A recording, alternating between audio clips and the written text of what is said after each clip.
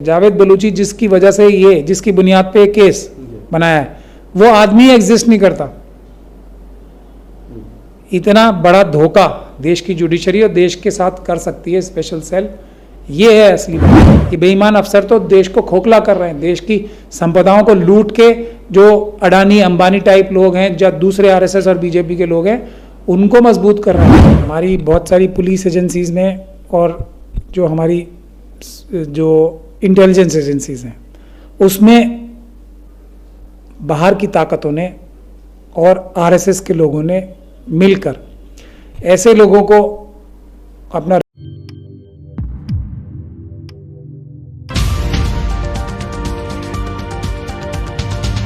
सलाम आदाब दोस्तों, मैं हूं शम्स सईद और आप देख रहे हैं न्यूज़ हर खबर आप तक। दोस्तों, जो खबर मैं आज आपके साथ शेयर करने वाला हूं वो बहुत बड़ी खबर है और आप ये वीडियो देख लें, उसके बाद आगे की बात करते हैं। देखिए, इसमें जो सबसे अहम बात है, जो बात हम बार बार कहते आए हैं कि हमारे मुल्क में हमारी बहुत सारी पुलिस एजेंसीज में और जो हमारी जो इंटेलिजेंस एजेंसीज हैं उसमें बाहर की ताकतों ने और आरएसएस के लोगों ने मिलकर ऐसे लोगों को अपना रिक्रूट बना लिया है, रोग एलिमेंट्स ऐसे घुसा दिए हैं जो हमारे देश का नुकसान कर रहे हैं, हमारे देश के सुरक्षा के साथ खिलवाड़ कर रहे हैं।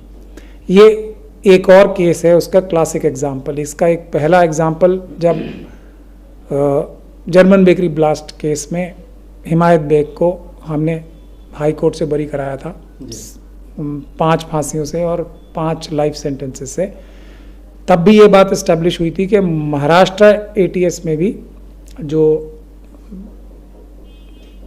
एक उनके बहुत ही माहिर और बहुत बड़े अफसर राकेश मारिया माने जाते थे, उन्होंने ये सारा झूठी कहानी रची थी। इसी तरीके से स्पेशल सेल भी जो मिस्टर श्रीवास्तव के अंडर उस वक्त आता था, उन्होंने एक ये झूठी कहानी गढ़ी। इसमें मज़ेदार बात यह है कि मुस्लिम कम्युनिटी को ही नहीं, एक मेवात एरिया को टारगेट बनाया गया था। उसको एक जो इनका कोट अनकोट रेगुलर एक फीचर रहता है मिनी पाकिस्तान बताने का, वो जानबूझ के क्रिएट किया था। इससे फ़ायदा किसको होता है? पाकिस्तान को ही होता है। इससे फ़ायदा चाइना को होता है। ये साजिश हमारे देश में बहुत दिनों से चली आ रही है। तो ये केस भी उसको बेनकाब करने में एक बड़ा माइलस्टोन साबित होगा। इसमें ये बताया गया केस, देखिए कितना मज़ेदार केस है। और इसमें आपको याद आएगी जो अभी यूएपीए का मुकदमा स्पेशल सेल ने दिल्ली दंगों के केस में भी लगाया है, तो उसमें भी इन्फॉर्मर एक सीक्रेट इन्फॉर्मर था। इसमें भी इंटेलिजेंस एजेंसी ने एक सीक्रेट इन्फॉर्मेशन दी कि जावेद बलूची नाम का एक नॉन टेररिस्ट, मतलब एक बहुत बड़ा आतंकवादी लश्कर तैयबा का जो मेंबर है, वो मेवात के कुछ लोगों से बात कर रहा है और एक साजिश बनाई जा रही है बड़ी कि इंडिया में आतंकवादी हमले कराए जा सकें। जिस मुजफ्फरनगर में भी जिसके लिए रिक्रूटमेंट के लिए इन्होंने अपने लोग भेजे, क्योंकि मुजफ्फरनगर में लोग मुस्लिम कम्युनिटी के लोग परेशान थे क्योंकि उनके ऊपर हमले हुए थे या दंगे कराए गए थे। तो कितना बड़ा, देखिए, एक तो दंगे कराए जाते हैं और उसका फ़ायदा खुद आरएसएस उठाती है। कितनी बड़ी साजिश है। और आरएसएस के लोग कांग्रेस पार्टी के अंदर भी कितने डीपली इन्वॉल्व थे।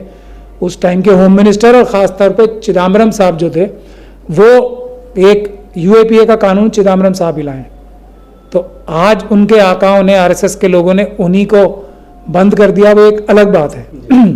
मगर ये यूएपीए का कानून लोगों को नहीं भूलना चाहिए कि चिदम्बरम साहब ही लाए और वो आरएसएस की थॉट प्रोसेस और उनकी विचारधारा से प्रभावित होकर ही लाए थे। तो जावेद, अब ये कोर्ट में क्या साबित हुआ कि जावेद बलूची नाम का टेररिस्ट तो दूर की बात है, कोई जावेद बलूची नाम का आदमी भी है, इंसान भी है कोई ऐसा, वो भी स्पेशल सेल ढूंढने में भी कामयाब नहीं हुई। और ढूंढ सकते थे लेकिन ढूंढने की कोशिश ही नहीं की, क्योंकि जाहिर बात है कि एक इन्होंने झूठी कहानी गढ़ी थी। ये इस केस का सबसे अहम बात है कि हमने जो आरएसएस की साजिश थी मेवात को ख़राब करने की, मेवात के ऊपर इल्ज़ाम लगाने की, वो नाकाम की।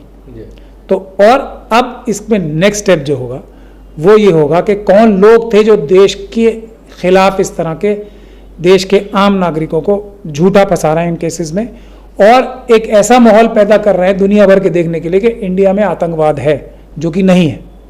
ऐसा ही कुछ माहौल अभी आप देख रहे होंगे कि सिख कम्युनिटी के लिए भी बनाने की कोशिश की जा रही है, जो कि कोई भी सिख कम्युनिटी का मेंबर खालिस्तान नहीं चाहता है।